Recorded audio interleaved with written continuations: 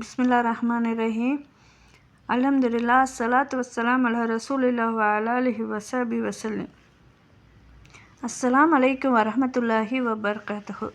கண்ணியத்துக்குரிய சகோதர சகோதரிகளை, குர்ஆன் தஃப்சீர் தொடர்ந்து பார்த்துட்ருக்குறோம்.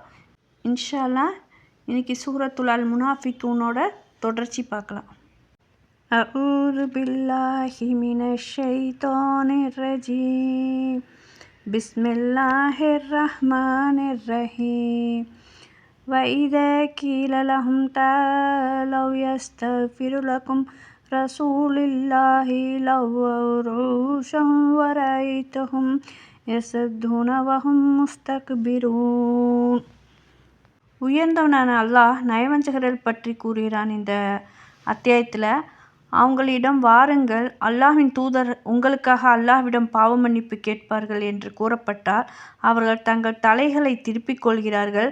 அதாவது அவர்கள் பெருமையுடன் இந்த அழைப்பை புறக்கணித்து தாங்கள் அழைக்கப்படும் விஷயத்தை இழிவுபடுத்தி விலகி செல்கிறார்கள். இதனால் தான் அல்லாஹ் கூறுகிறான், மேலும் அவர்கள் பெருமையுடன் தங்கள் முகங்களை திருப்பிக் கொள்வதை நீங்கள் காண்பீர்கள். அல்லாஹ் இந்த நடத்தைக்காக அவர்களை தண்டித்தான். இவ்வாறு கூறி, சவாஉன் அலைஹிம் அஸ்தக்ஃபர்த லஹும் அம் லம் தஸ்தக்ஃபிர் லஹும் லன் யக்ஃபிரல்லாஹு லஹும் இன்னல்லாஹ லா யஹ்தில் கௌமல் ஃபாஸிகீன்.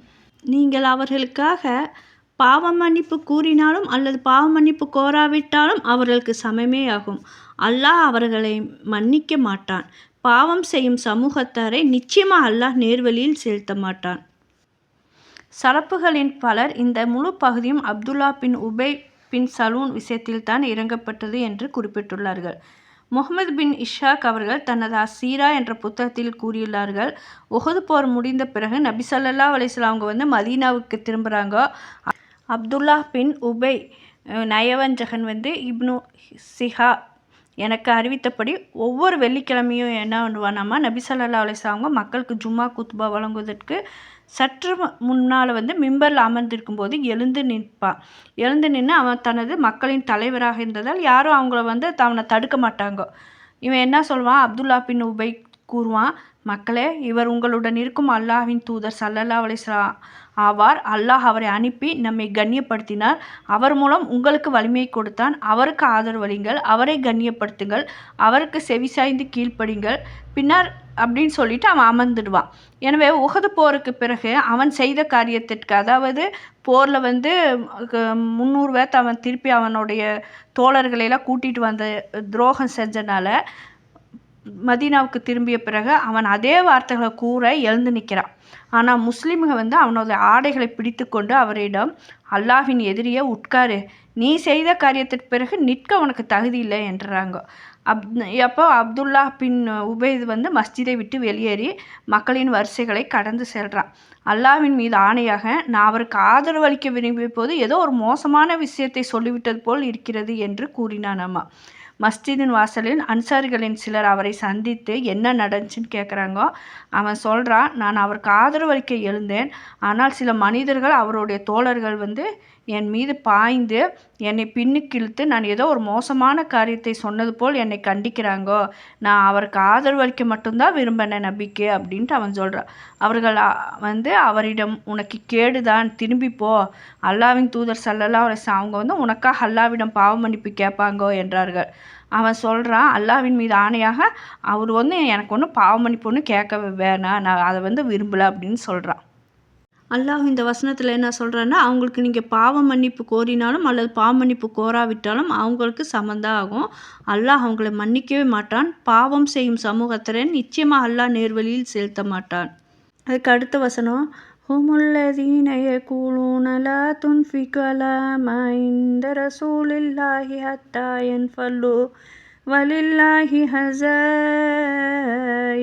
ஸமாவாதி வல் அர்த் வலக்கின்னல் முனாஃபிகீன லா யஃப்கஹூன். இவர்கள் தாம் அல்லாஹ்வின் தூதருடன் இருப்பவர்கள். அவரை விட்டு பிரிந்து செல்லும் வரை அவர்களுக்காக நீங்கள் செலவு செய்யாதீர்கள் என்று கூறுகிறார்கள். வானங்களிலும் பூமியில் உள்ள பொக்கிஷங்கள் அல்லாஹ்வுக்கே சொந்தமானவை. ஆனால் இந்நயவஞ்சகர்கள் அதை உணர்ந்து கொள்ள மாட்டார்கள். யகூலூன லன் ரஜஅனா இலல் மதீனதி லா யுஹ்ரிஜன்ன லஅது மின்ஹல் அதுல வலில்லாஹில் இஸ்ஸத்து வலிரசூலிஹி வலில் முஃமினீன வலாக்கின்னல் முனாஃபிகீன லா யஅலமூன். நாங்கள் மதீனாவுக்கு திரும்புவோமானால் கண்ணியமானவர்கள் தாழ்ந்தவர்களை அதிலிருந்து நிச்சயமாக வெளியேற்றிவிடுவார்கள் என்று அவர்கள் கூறுகிறார்கள். ஆனால் கண்ணியம் அல்லாஹ்வுக்கும் அவனுடைய தூதருக்கும் நம்பிக்கையாளர்களுக்குமே உரியது என்னும் இந்நயவஞ்சர்கள் அதை அறிந்து கொள்ள மாட்டார்களா? இந்த ஆயத்து அப்துல்லா பின் உபை பற்றி இறக்கப்பட்டது. சூரத்துல் அல் முனாஃபிகூன் முதல் பாட்டில் இதனுடைய சம்பவத்தை பற்றி சொல்லியிருக்கிறேன். அதுக்கு அடுத்த வசனம் உயர்ந்தோனாகிய அல்லாஹ் தனது நம்பிக்கையுள்ள அடியார்களை தன்னை அடிக்கடி நினைவு கூறுமாறு தங்களது சொத்துகளிலும் பிள்ளைகளும் மிதமிஞ்சி மூழ்கி விடுவதன் மூலம் தன்னை நினைவு கூறுவதிலிருந்து திசை திருப்பப்படாமல் இருக்குமாறு கட்டளையிடுகிறார். இந்த உலக வாழ்க்கையிலும் அதன் இன்பங்களில் மூழ்கி எந்த காரணத்திற்காக அவர்கள் படைக்கப்பட்டார்களோ அந்த அல்லாஹ்வின் வழிபாட்டிலிருந்தும் அவனை நினைவு கூறுவதிலிருந்தும் திசை திருப்பப்பட்டவர்கள் நஷ்டவாளிகளில் அடங்குவார் என்று அல்லாஹ் அவர்களுக்கு தெரிவிக்கிறார். அவர்கள் மறுமை நாளில் தங்களையும் தங்கள் குடும்பத்தாரையும் இழந்து விடுவார்கள்.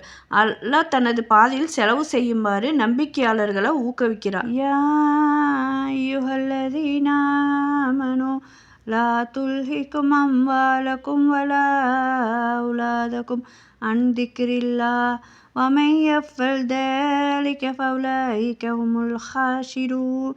நம்பிக்கை கொண்டவர்களே, உங்கள் செல்வங்களும் உங்களுடைய மக்களும் அல்லாஹ்வின் நினைப்பை விட்டு உங்களை பராமுகமாக்கி விட வேண்டாம். எவர் இவ்வாறு செய்கிறாரோ நிச்சயமாக அவர்தாம் நஷ்டமடைந்தவர்கள். وَأَنْفِقُوا مِمَّا رَزَقْنَاكُم مِّن قَبْلِ أَن يَأْتِيَ أَحَدَكُمُ الْمَوْتُ فَيَقُولُ رَبِّ لَوْلَا أَخَّرْتَنِي إِلَىٰ أَجَلٍ قَرِيبٍ فَأَصَدَّقَ وَأَكُن مِّنَ الصَّالِحِينَ.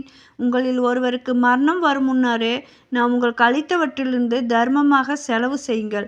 அவ்வாறு செய்யாது மரணிக்கும் சமயம், என் இறைவா, சிறிது காலம் வரை என்னை நீ பிற்படுத்தக் கூடாதா? அப்படியாயினால் நானும் தானம் தர்மம் செய்து நல்லவர்களின் ஒருவனாக ஆகிவிடுவேன் என்று கூறுவான். நிச்சயமாக குறைபாடுகளில் விழுந்த ஒவ்வொரு நபரும் தனது மரண நேரத்தில் அதற்காக வருந்துவார். மேலும் அவர் சிறப்பாக செயல்படுவதற்கும் தவறவிட்டதை அடைவதற்கோ ஒரு குறுகிய கால அவகாசத்தையாவது கேட்பார். இல்லை, மாறாக நடந்தது நடந்துவிட்டது, வரவிருப்பது நிச்சயமாக வந்தே தீரும். ஒவ்வொருவரும் தனது தவறுகளுக்கு பொறுப்பேற்க வேண்டும். நிராகரிப்பவர்களை பொறுத்தவரை அல்லாஹ் அவர்களை பற்றி கூறியது போலவே அவர்கள் இருப்பார்கள். வலன் யுஅஹ்ஹிரல்லாஹு நஃப்ஸன் இதா ஜாஅ அஜலுஹா வல்லாஹு கபீருன் பிமா தஅமலூன். ஆனால் அல்லாஹ் எந்த ஆத்மாவுக்கும் அதன் தவணை வந்துவிட்டால் அதனை பிற்படுத்த மாட்டான்.